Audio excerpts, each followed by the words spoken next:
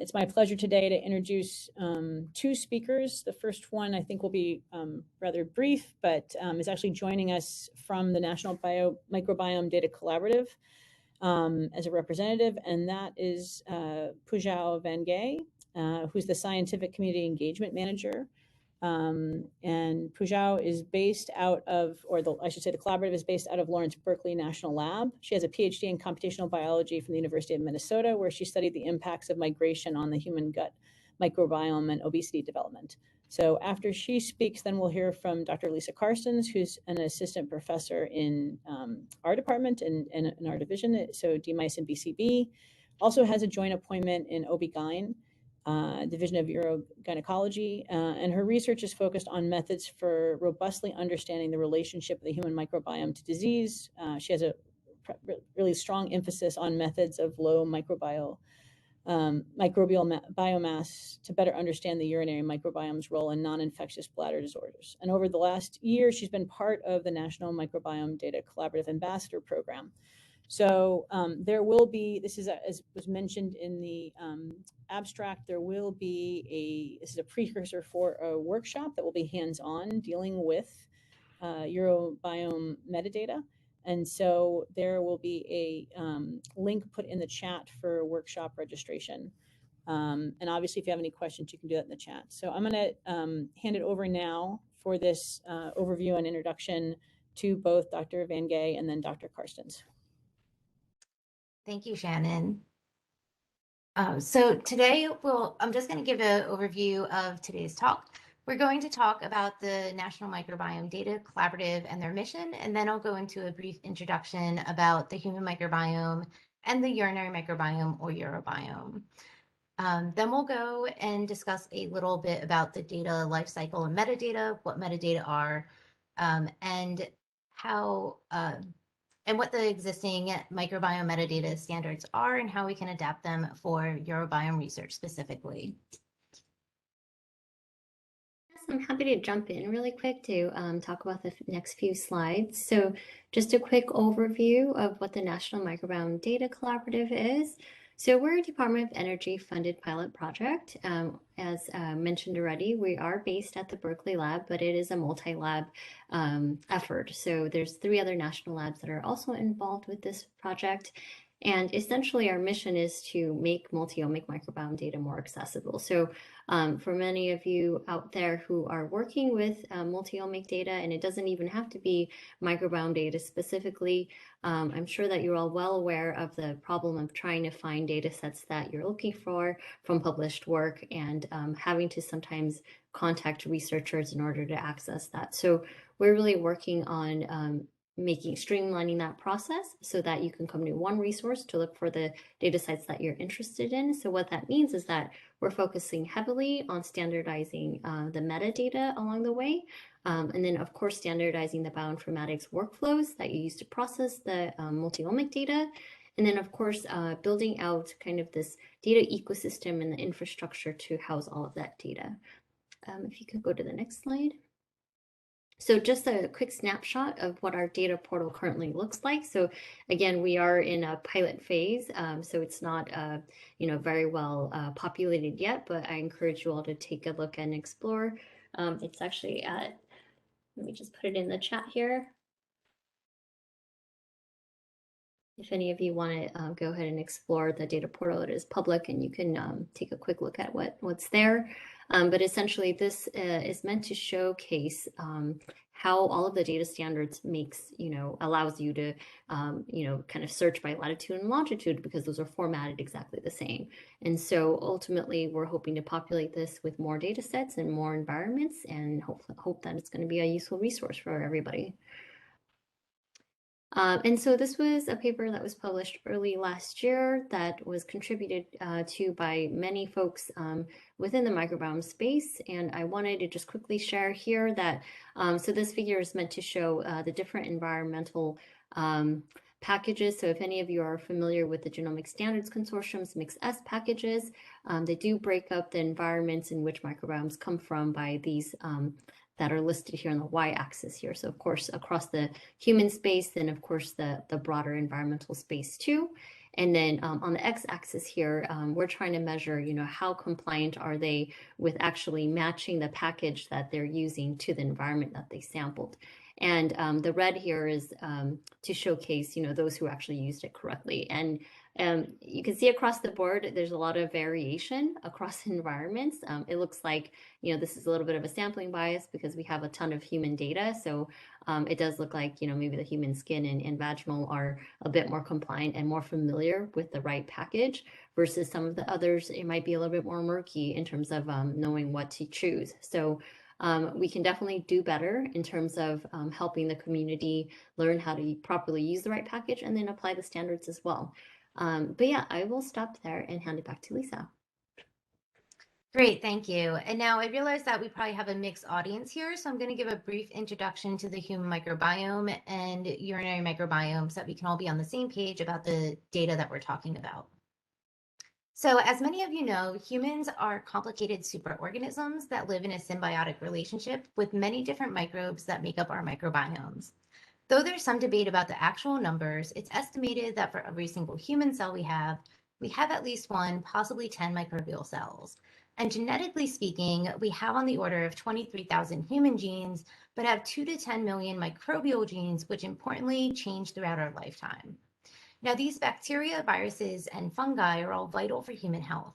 They carry out important biological functions such as digesting nutrients and synthesizing vitamins that we can't do on our own, and some such as lactobacillus play a critical role in maintaining health by making parts of our body inhabitable by pathogenic bacteria. Thus, this has been a large missing piece in knowledge that we have about human biology and is an important factor to consider when we're trying to study, understand, and treat human disease. Now, research on the human microbiome has been increasing in recent years, and associations have been found between the human microbiome and several common disorders such as inflammatory bowel disease, obesity, diabetes, heart disease, and even less obvious disorders such as depression. Now, an important thing I would like to point out is that many of these studies have identified microbial associations, not a microbial cause of disease.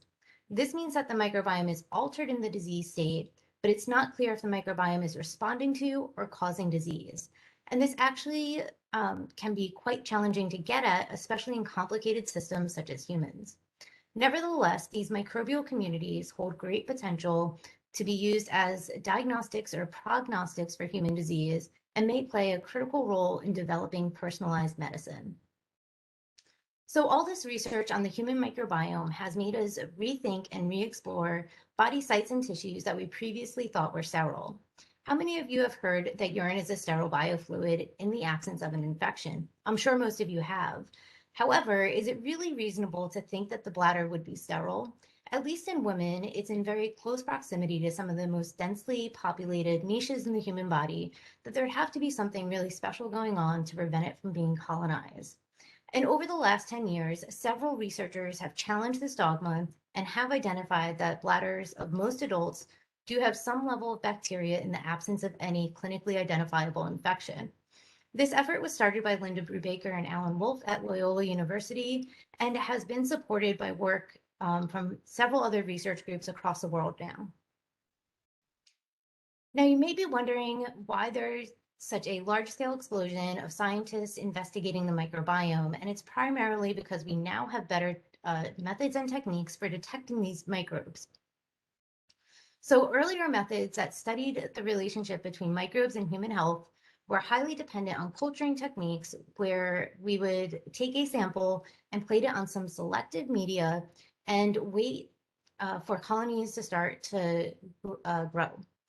Now, while this gave us really great in-depth information about specific bacteria, such as uropathogenic E. coli, it gave us a limited view since the majority of the human-associated microbes we now know about don't grow under these standard culturing conditions. Now, there's several ways that we can study the urobiome, and each will address different questions being asked and generate different types of large data sets. For this talk, I'm primarily focusing on sequence-based studies, but there's several other omic types of technologies that are important for understanding a microbial niche, such as proteomics and metabolomics. These omics will similarly need careful consideration about the associated metadata when we're trying to apply them to investigate the urobiome. So whole genome sequencing is a technique where we isolate, grow, and sequence microbes. And we can do this extensively to study the urobiome using expanded quantitative urine culture that was developed by Alan Wolf's group. This approach yields high quality information, but requires the microbe to be grown in culture and isolated with high purity to be successful. Now there's community-based measures such as shotgun metagenomics, which will sequence all the genomes of an organism present in a given sample. Now, this will include the microbes we're interested in, such as bacteria, fungi, and viruses, but will also include the human host DNA, which may be much more abundant than the microbes.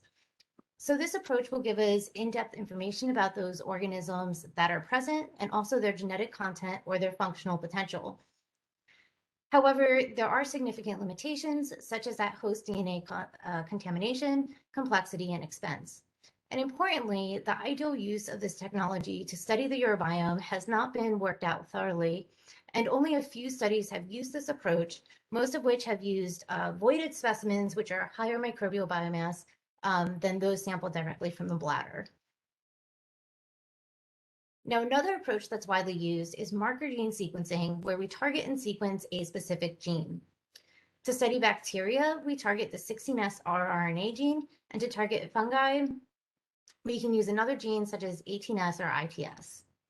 Now, commonly, we only target a small variable region or amplicon of that gene, though full-length gene sequencing approaches are becoming increasingly common. This approach only provides taxonomic information about the targeted organism, but does so at a much greater depth and is much more affordable than the shotgun metagenomics approach. Now, importantly, both the shotgun metagenomics and marker gene sequencing approaches do not require us to isolate and grow the microbes in order to study them, so they hold great potential for identifying and investigating microbial communities directly from patient or research participant samples. All these studies using sequence-based technologies generate large amounts of data, but that data needs to be processed and essentially translated so we can understand what it means biologically. And the ultimate goal is to take these A, T, Gs, and Cs and generate a simple data table, such as the one displayed here, where we have a list of bacteria and a count of how many times those bacteria occurred in each sample. Now, once we have our data table, we're ready to continue on with our analysis. However, if we don't have additional data about these data, we'll be at a complete loss. This is where metadata, or data about data, comes in. So metadata contains the context we need to make sense of our data to be able to summarize the variation of these individual microbes and how they associate with an outcome of interest. For example, if we were interested in differences between a specific bacteria and individuals with a disease compared to healthy controls that don't have the disease, we would need to make sure that the information is captured to identify which sample came from a healthy or diseased individual in our metadata so that we can make this comparison. So now move on to the data lifecycle. So many of us know about the research lifecycle, and the data lifecycle is very similar. Essentially, once a researcher has a compelling research question and secures funding or other means to address that question, the data lifecycle will begin for a comprehensive, well-designed research study. Throughout the research study, data will be created, processed, analyzed, and ideally preserved, accessed, and reused for future research, which will inform and generate new research questions, thus resetting the cycle. And typically, a lot of effort goes into this first part of the cycle, especially in human subjects research. The first part of the cycle deals with generating and capturing the data, which is typically processed and analyzed to gain biological or clinical insights. Once the data are interpreted, the researchers typically prepare them for public dissemination to the research community through data presentations at scientific meeting and publishing in journal. And ideally, the data would be preserved so that others can access and reuse this data. However, there's often gaps in this latter component of the data lifecycle that don't become apparent until someone wants to reuse the data that was created for an additional purpose. This other person can be someone external to the research group, a researcher within the research group, or as often is the case, the researcher's future self. The purpose for data reuse are quite limitless, especially in the omics age, but typically it's for something like a meta-analysis over several different studies, or to gain preliminary data for a grant, or develop or test new methodology or modeling techniques that can lead to unique insights about the data. Now, ideally, data reuse should be straightforward with a clear path demonstrating how a researcher got from the data sources to targets and what steps occurred to generate and process those data. Now, I'd like to take a poll and receive your input if you have any relevant experience. So just give me one moment here.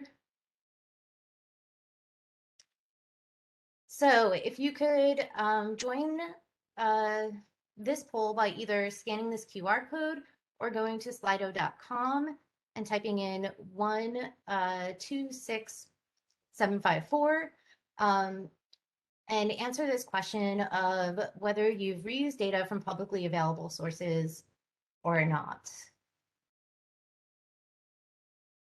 So it looks like a lot of our audience members do use existing data, some do not. So there is a bit of a mix, which is what I was hoping for.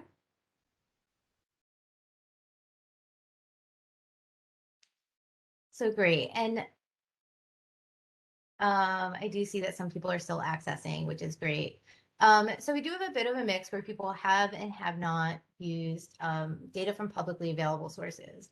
Now, those of you that have, I would kind of like you to describe that process in 1 to 3 words.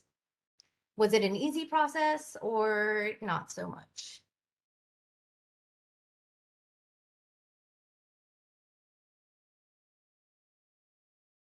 So there's a few responses, which are time consuming, hard to do in a reproducible way. Someone encountered regulatory obstacles, and others have found it messy and hard to find the metadata, or that the data that they did find was not helpful. Okay, and it seems like those responses are slowing down. So I will go back to the presentation now. Thank you for participating in that poll. So as the poll revealed, data reuse is hard and is not always straightforward or intuitive, as is illustrated by the wonky and chaotic paths between the data sources and targets in this illustration. This can lead to data being inaccessible, not well documented, and there can be a lack of clarity in what the data actually are and how they were generated. And much of these problems arise due to gaps and issues in that data lifecycle. So for optimal data reuse, ideally this latter part of the data lifecycle would have data that has a standardized format. And to really work effectively, the data actually needs to be both human and machine readable. And unfortunately, this is also often where the problems come from, and this is what generates the gaps in this data lifecycle and creates issues with data reuse. So one of the goals of the National Microbiome Data Collaborative is to accomplish this by helping researchers streamline these common gaps in the data lifecycle. And towards this goal, the NMDC has been engaging with several research communities to communicate and adopt the use of data standards to improve data reuse. And the ideal way to do this is to have the needs for data preservation, access, and reuse in mind when you start data collection. If the data are collected in a way that uses data standards from the beginning, this information will be much easier to include along with the data upon submission to a repository, which will then ensure that the data preservation and access components of this lifecycle are not missed. And this will increase and improve data reuse. So to improve the data lifecycle and standardization, we can use principles from data management, which is increasingly becoming necessary as studies are generating large, complicated data sets. Now, following data management best practices includes being intentional about the process of collecting, storing, processing, and protecting data as it is being generated.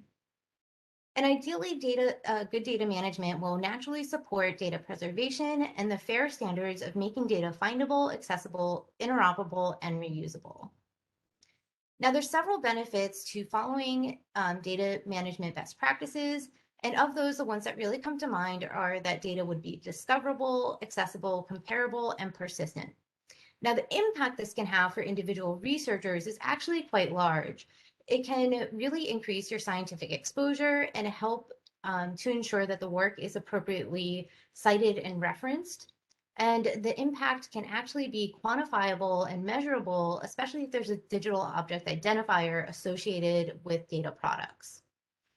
So beyond the individual researcher, the best practices also enable better science, which has large benefits for the ultimate goal of generating knowledge to drive innovation and discovery.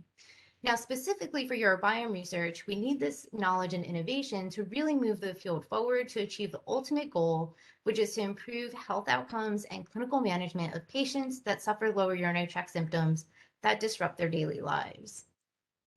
Now, much of the data management comes down to contextual information that we collect about our data, which is referred to as metadata. So as I mentioned, metadata are the contextual data about data, and they let us know how to interpret the data by providing the who, what, where, when, and why about our data. And this is essential for preservation, discovery, access, and reuse of data. So there's several types of metadata, and today I'll mostly be talking about the first two that are on this slide, which are both considered sample data. Now, this includes information about the person who provides the sample or that the sample was collected from, and also information about that physical sample itself.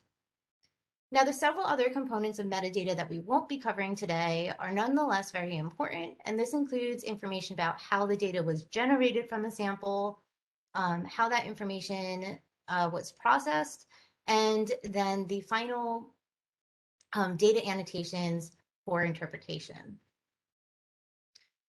So sample metadata includes information about the phenotypic properties of the individual that it was collected from. We typically have an identifier that we use to identify a particular subject, so that if they have multiple samples that are collected, we know that they all belong to that specific individual. We also want to capture information about diseases or if the participant belongs to a particular group of interest that is being studied.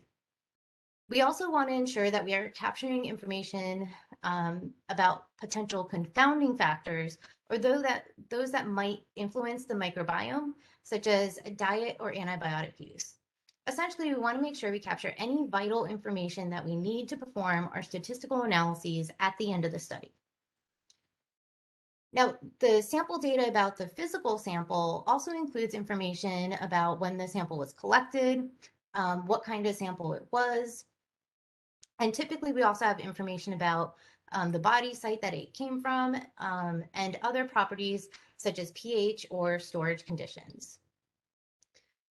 Now, in addition to knowing what kinds of information we need to collect, we need to have standards to ensure that we're using the same language and formatting across individuals that are collecting the data. As an example, suppose we have data that's being completed by two different researchers. Now, both these researchers are collecting the vital information that we requested from them. They're going to collect a sample identifier, information about the type of sample, and the participant's age. Now, you can see right off the bat, these two researchers used different column names in the information that they're trying to acquire. And this might seem minor, but it can cause a pretty large headache and even misinterpretation of data down the line. For example, when we review this data several days or weeks or even maybe months later, will it be clear to us if the sample ID and ID number are referring both to the same thing? What about the sample type and sample origin? And then is the age in that second table, is that referring to the age of the subject or the age of the sample, right? So there's a little lack of clarity here, and this can definitely cause confusion. So we can make sure that we're using standardized column names across these researchers to help harmonize the data and have some better data hygiene. Now, if we look at the actual values or the contents of these columns in these data tables, you'll see that these two researchers are using a little bit different notation. They're being a little different in their capitalization structure here.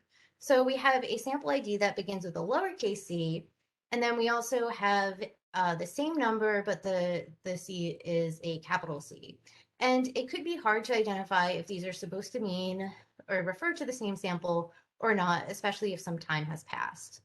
So we want to make sure that we're being consistent and clear on how we're capturing these individual cells. So now if we look at the sample types that were collected, again, we have differences in the languages that are being used.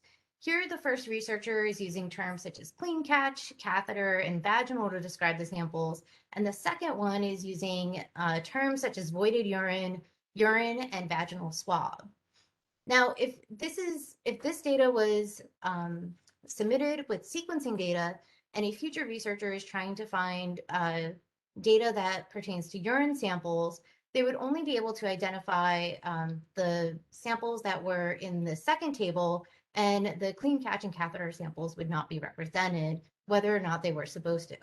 So we need to make sure that we're being very consistent in this terminology, and we may want to actually make sure that outside of our own research group, we go to using standard terminology that might be in ontologies or structured vocabulary, so that we make sure that we're using the same language that's used by other researchers in the field.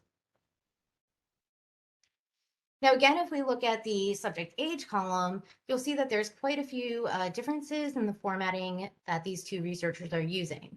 One person is just using numbers, and the other is using numbers and letters. One of the researchers is just using a single number. The other one has multiple in this field. So again, we want to make sure that we are harmonizing things and being consistent on how this information is collected. All these little details ideally should be worked out in the beginning of a study as researchers are collecting the data to minimize the efforts that are needed and possible confusion for misinterpretation later. And these are definitely essential to iron out before we're sharing data with the broader public. So if we standardize the sample data, it really will support other researchers, including our future selves, to be able to search and perform discovery based on these types of values that we captured. And it will make data more findable and improve the ability for it to be reused. So now we're going to discuss some of the microbial metadata community standards that are currently in existence. So the NMDC wisely integrates, utilizes, and enhances existing community-driven standards. And the ones that they primarily used are listed here. It's the minimum information about any sequence standards, or MIX-S, which are from the Genomic Standards Consortia. And they also use the GOLD, or Genome Online Database standards from the Joint Genome Institute, and the ENVO Environmental Ontology Standards, which are from the Open Biological and Biomedical Ontology Foundry. So the NMDC derives their mandatory metadata from these existing community standards. And here I have just a handful of them listed from the MIX-S and ENVO packages. So with MIX-S, we have some information about sample identifiers, geographic location, and sample storage conditions. And the ENVO terms really revolve around environmental terms. So the MIX-S standards are widely used, and there's several environmental packages and checklists that are available for specific microbiome environments. Now, these can be incorporated and are actually used by several resources and public repositories such as the Sequence Read Archive, or SRA, and also the ENA. These packages have been around for several years and have a set of unifying standards for describing microbiome samples from the environmental samples such as soil and water, and even human-associated samples. And the Genomic Standards Consortium has extensive documentation on their GitHub, which I have linked here. And they also have several formats of how to generate and collect this information, from Excel files to JSON formatted formats as well. So the MixX checklists are associated with the type of data that was generated, and these can be combined with the environmental packages for a specific research study. So here I'm just demonstrating that there's the MixX checklist for genomes, metagenomes, marker genes, etc. And you'd want to make sure that you're selecting the correct one for the type of data that you generated. And you would combine that with the environmental packages. Here are 17 of the packages that were available in MixX version 5. MixX version 6 has recently come out, and those newer packages have not been represented on this slide. But importantly, for the Urobiome field, I am working with the Genomic Standards Consortium and also the research community to generate a human Urobiome MixX environmental package, but it's still under development. In the meantime, there's several human-associated packages available that are highlighted on this slide, such as human vaginal and the broad human-associated, that we can use as a starting point for collecting our metadata. Now, each package has its own set of several metadata fields and recommended data structures that were decided upon from community input. They also have a set of mandatory fields that were deemed essential by the research community and specific for that environment or package. And finally, there's several shared mandatory terms that are shared across several packages, and these are the ones that the NMDC uses for their standards. Importantly, I'd like to mention that in addition to the columns that are present in a specified package, you can add additional columns if the information you'd like to include about your data is not captured in an existing package that you choose. Ideally, you would look at other MixX packages first to see if there's a similar term that exists so that the information can be somewhat standardized. But if it doesn't, you're not restricted in only using their terms. So now I'm going to move on to the environmental descriptor terms, which are mandatory in MixX and are required for submitting data to the NCBI sequence read archive. So they're commonly used, but I definitely know I thought they were a little confusing for human-associated studies since these terms really come from environments. So the ENVO ontology is from the OBO Foundry, and it's a hierarchical classification system for classifying samples by environment. So one of these environmental descriptors is the broad scale environmental context, and this term should come from the ENVO ontology, which is referenced on the slide. As I have demonstrated here, you can see that you can select the biome. You would select a biome that the sample originated from. And in this example, we're selecting the urban biome to indicate that the sample originated from people who spend the bulk of their time in an urbanized area. And if that's not exactly what we need, or we don't have evidence that the individuals in our study spend most of their time in the urbanized areas, we'd want to use a more generalized, broader term that's above it in this nested tree structure. Now, in addition to those broad terms, there's a local scale environmental context, which for these terms, for human-associated microbiomes, we'd actually want to use Uber anatomy ontology, or Uberon, which again is linked at the bottom of this page. And here I have an example of the tree structure from an anatomical entity. And you can see that we can use the terms lower urinary tract, and if we have a specific catheter collected specimen, we could go more specific and say that that sample came from the urinary bladder. And additionally, there's environmental medium terms, which should also come from the Uberon ontology for human-associated microbiome studies. And here I have an example of the logical tree structure for urine, which indicates that the data originated from a urine specimen. So at this point, I have introduced several of the microbiome metadata community standards and have given some examples of how they're used in Urobiome research. Now I'll review the current status of these standards and how we need to adapt them, which is an evolving and ongoing process. So the Urobiome research field is still relatively young compared to other microbiomes that have been studied for decades.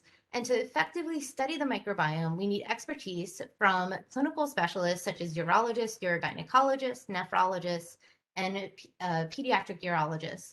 We also need to make sure that we're capturing several experts from biology, such as microbiologists and bacteriologists and virologists, and also the analytical sciences, such as chemistry, biochemistry, bioinformatics, and statistics.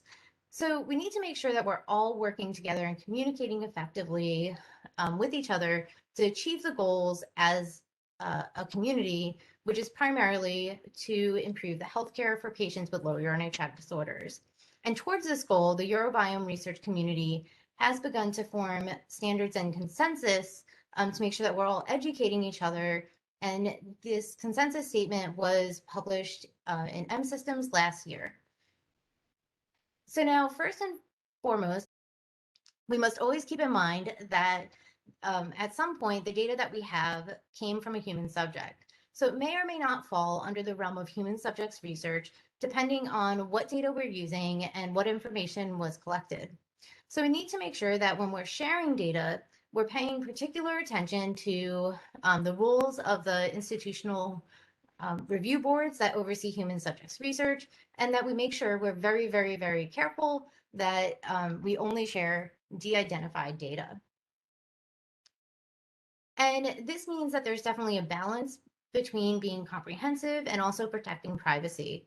I know when I look at some of the mandatory mixed S fields, a lot of times I actually can't share the information that's required on those fields because of the human protection because of the human protections that are in place for the human subjects research. And the big thing that I commonly encounter is dates. Typically, dates cannot be shared just because they might contain sensitive information that may not be obvious to you or the researcher.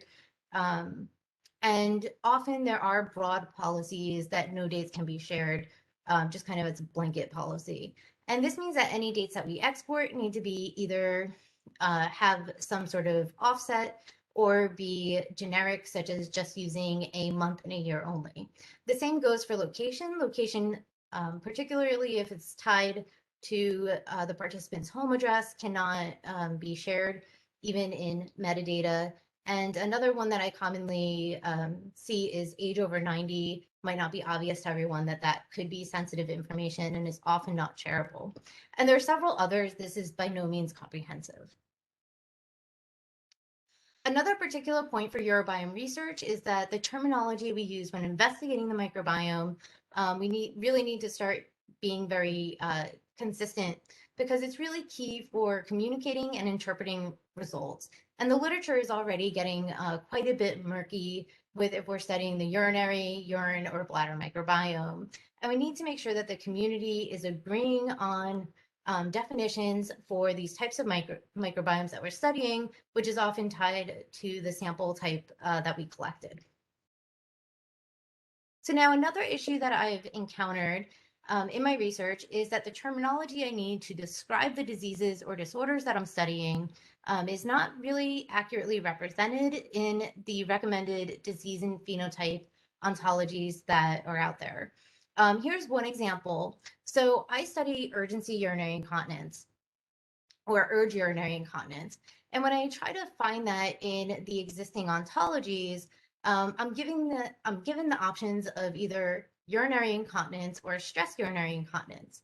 And stress urinary incontinence is a very distinct, different type of disorder. And urinary incontinence is really too broad. So I'm not able to accurately capture urge urinary incontinence, which is then unfortunate for future research because people are unable to search and find samples that are associated with that term. And similarly, when I look up urinary urgency, I receive this definition that incorporates incontinence, but that's not really quite correct, because you can have urinary urgency in the absence of incontinence.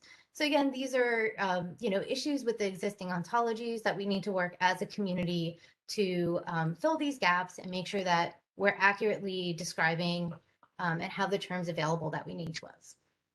So many of the concepts and guidelines that I just discussed have been published in this Urobiome consensus paper by Baker et al. That was published last year.